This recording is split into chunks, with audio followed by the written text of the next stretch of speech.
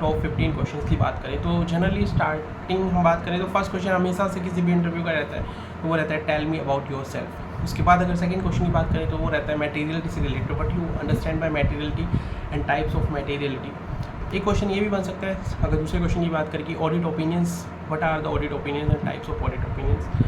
Then बात करें तो कारों से रिलेटेड पूछा जा सकता है इंडियन में, तो कारों का क्या एप्लीकेबिलिटी होती है ऑडिट रिपोर्ट्स पे, कौन सी कंपनीज़ की ऑडिट रिपोर्ट्स पे एप्लीकेबल होती है, CFS एंड उससे रिलेटेड जो भी है कारों की एप्लीकेबिलिटी पूछी जा सकती है कंपनी ऑडिट रिपोर्ट ऑर्डर। उसके बाद अगर फोर्थ क्वेश्चन की बात करें तो फोर्थ क्वेश्चन होता है एक कि what do you mean by nature, timing and extent of audit procedures. उसके बाद एक पांचवा क्वेश्चन जो जनरली पूछा जा सकता है कि जो भी रिसेंट चेंजेस होते हैं FS में, फाइनेंशियल शेड्यूल 3 में रिलेटेड टू FS, वो पूछे जा सकते हैं आपसे।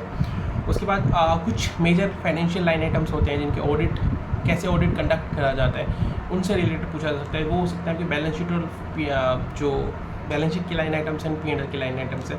अगर इंपॉर्टेंटली बात करें तो ट्रेड रिसीवेबल्स हो गया, ट्रेड पेबल्स हो गया, या आपका कोई भी प्रोविजंस हो गए और इनकम टैक्स से रिलेटेड हो गया, प्रोविजन फॉर डाउटफुल डेट हो गया, पेरोल हो गया, कैश एंड कैश इक्विवेलेंट हो गया। ये सब इंपॉर्टेंट FSLI होते हैं जो P&L और बैलेंस शीट से रिलेटेड आपसे पूछा जा सकता है, एक इंपॉर्टेंट क्वेश्चन।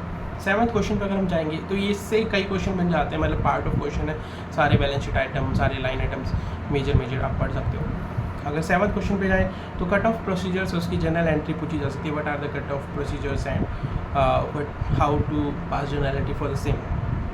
उसके बाद audit assurance for P&L items and audit assurance for balance sheet items पे आपसे पूछा जा सकता है, one of important questions this is. 9th number question अगर हम बात करें तो वो रहता है ICFR से आप क्या समझते हो, what you understand by ICFR and, और इसके बाद एक क्वेश्चन आपका ये भी बन सकते हैं कि एप्लीकेबिलिटी क्या है, इससे आप अंडरस्टैंड क्या करते हो। उसके बाद एक क्वेश्चन ये बनता है 10th अगर हम बात करें कि आपने कौन कौन से ऑडिट आइटम्स किए, विच ऑडिट items या which FSLIs you have tested during your audit articleship period, तो you have to answer that question also।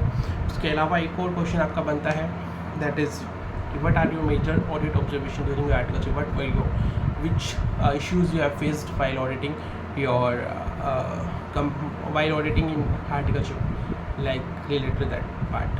एक क्वेश्चन ये बन सकता है। उसके बाद एक क्वेश्चन ये बन सकता है जो मैंने दो क्वेश्चन बता दिए 12 और 13 की, any issues you have faced and which were your observations. And उसके बाद एक बनता है कि स्पेशल पर्पस ऑडिट रिपोर्ट में and general purpose audit report में क्या डिफरेंस होता है। 14 नंबर क्वेश्चन कह सकते हैं कि अगर कोई फ्रॉड रिपोर्ट हुआ है ड्यूरिंग योर ऑडिटिंग तो आप उसको कैसे रिपोर्ट करोगे। और एक क्वेश्चन ये बनता है फिर कि अगर डायरेक्टर, कुछ केस स्टडी बेसिस पे बन जाती है, अगर डायरेक्टर कंफर्मेशन नहीं मिली तो फिर क्या आपके पास ऑप्शन बचता है, आप क्या प्रोसीजर अप्लाई करोगे उस केस में। उसके बाद डिफरेंट फॉर्मेट्स जो होते हैं प्रिपरेशन के, फाइनेंशियल स्टेटमेंट्स एंड सो काफ़ी बन सकते हैं, बट मेजरली इस तरह के क्वेश्चन पूछे जाते हैं।